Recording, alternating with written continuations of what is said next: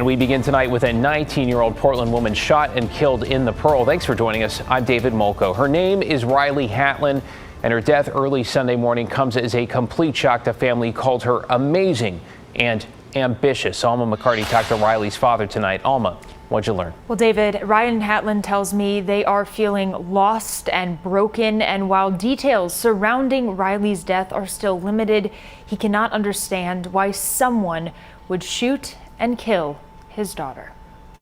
Definitely didn't deserve this. Didn't deserve the way her life ended, says Ryan Hatlin, the father of 19-year-old Riley. She could do whatever she put her mind to. She was young, but she was ambitious. Early Sunday morning, Portland police roped off streets in the Pearl District for hours. I found out like 40 hours later. Officers say Riley was shot and died at the scene, despite the efforts of first responders. I heard that there was a big gun battle. I heard there was like 20 to 40 shots, and she was sitting in a car, not even having anything to do with it.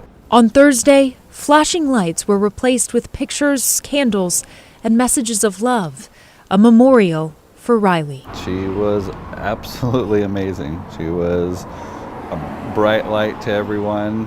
She had a smile that can light up the room. She was just amazing. Ryan says Riley was smart. She graduated a year early from high school with her brother. She loved sports. She played soccer as a kid and ran track and field. I still think I'm in shock. I definitely go in waves, and I think about the good things and the beautiful things, and the way she smiled rather than her final moments. If I try to think about that, I think it's pretty difficult and pretty rough. I don't think anyone should die like that. And while he has so many precious memories, they've now become clouded with questions. Life's short, don't take it for granted.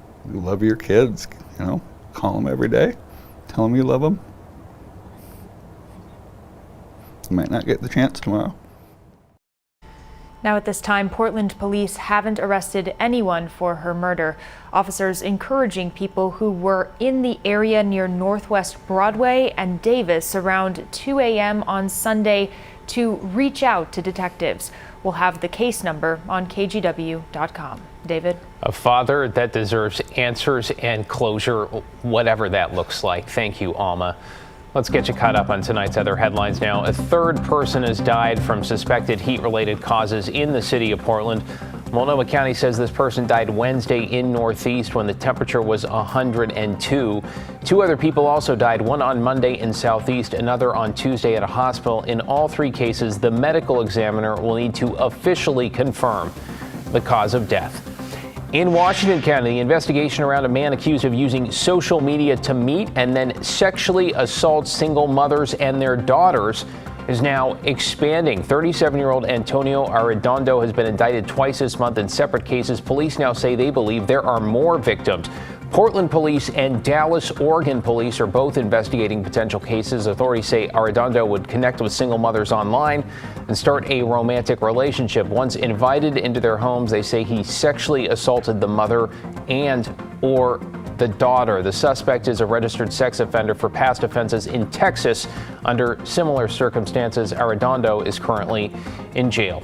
And the FBI is offering a $15,000 reward for tips that lead to the arrest and conviction of the person who shot a man near a North Portland park last year. Authorities say 26-year-old Adrian Perdomo was walking by Northgate Park on Geneva Avenue on the night of August 14th, 2022, when he was assaulted and then shot to death. So far, police say they have no leads on a suspect. The FBI will also be putting up digital billboards around the city with reward information.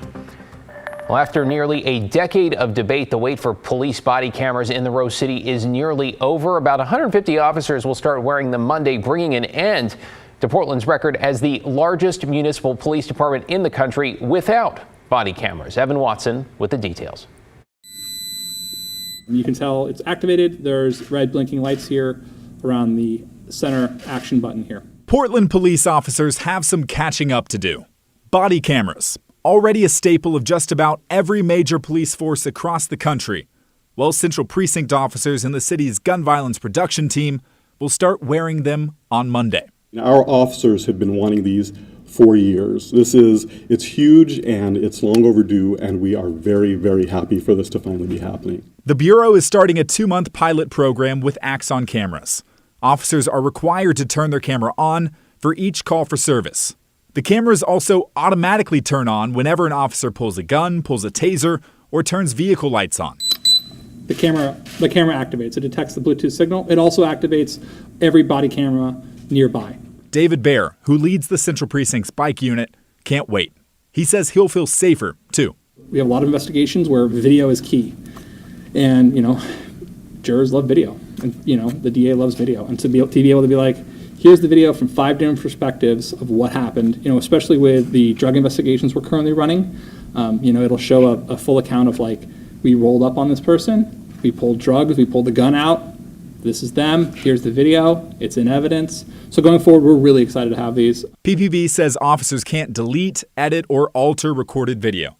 The system also keeps track of who views a video and when they watch it. Accountability, obviously, these things are going to be on, and they are going to record everything.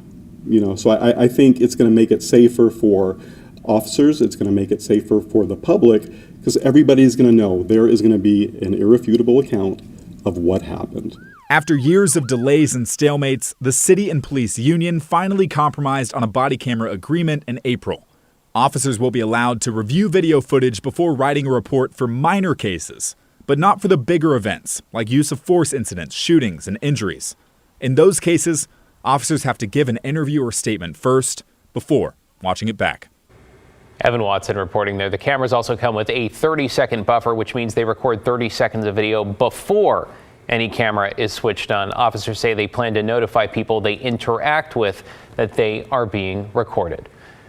New at 11, downtown Portland has developed a bit of a rough reputation from the business exodus to open-air fentanyl use. But tonight, we are focusing on a solution in the middle of it all. You might say it's an example of what is possible and a place developers are now calling an oasis. Catherine Cook takes us there.